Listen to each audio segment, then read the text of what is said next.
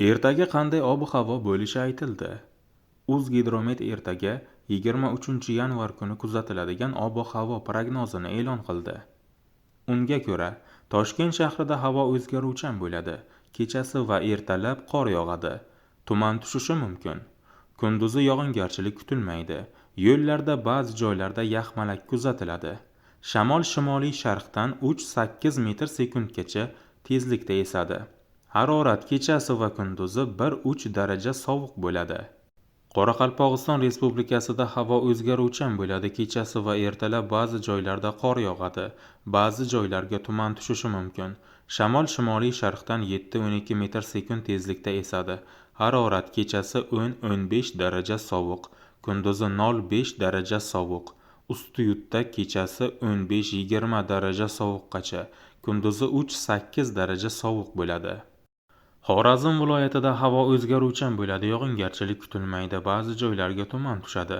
Shamol shimoliy sharqdan 7-12 metr sekund tezlikda esadi.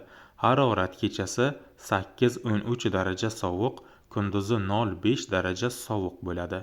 Buxoro va Navoiy viloyatlarida havo o'zgaruvchan bo'ladi. Yog'ingarchilik kutilmaydi. Ba'zi joylarga tuman tushadi. Shamol shimoliy sharqdan 7-12 metr sekund tezlikda esadi. Harorat kechasi 5-10 daraja sovuq, cho'l hududining shimolida 11-13 daraja sovuqqacha, kunduzi 0-5 daraja iliq bo'ladi. Toshkent, Sirdaryo, Jizzax, Samarqand viloyatlarida havo o'zgaruvchan bo'ladi. Kechasi va ertalab ba'zi joylarda qor yog'adi. Ba'zi joylarga tuman tushadi. Shamol shimoliy sharqdan 7-12 metr sekund tezlikda esadi. Harorat kechasi 0-5 daraja sovuq, ba'zi joylarda 8 daraja sovuqqacha, kunduzi 3 daraja sovuq, 2 daraja iliq bo'ladi.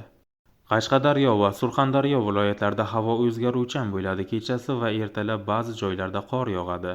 Ba'zi joylarga tuman tushadi. Shamol shimoliy sharqdan 7-12 metr sekund tezlikda esadi. Harorat kechasi 3-8 daraja sovuq, kunduzi 0-5 daraja iliq bo'ladi. Andijon, Namangan, Farg'ona viloyatlarida havo o'zgaruvchan bo'ladi. Kechasi va ertalab ba'zi joylarda qor yog'adi. Ba'zi joylarga tuman tushadi. Shimoliy sharqiy shamol yo'nalishini o'zgartirib, g'arbdan 7-12 metr sekund tezlikda esadi. Harorat kechasi 0-5 daraja sovuq, kunduzi 3 daraja sovuq, 2 daraja iliq bo'ladi. Respublikaning tog'li hududlarida havo o'zgaruvchan bo'ladi. Ba'zi joylarda qor yog'adi, ba'zi joylarga tuman tushadi. Yo'llarda ba'zi joylarda yaxmalak kuzatiladi. Qor ko'chishi xavfi bor. Shamol shimoliy sharqdan 7-12 metr sekund tezlikda esadi. Harorat kechasi 10-15 daraja sovuq, kunduzi 5-10 daraja sovuq bo'ladi.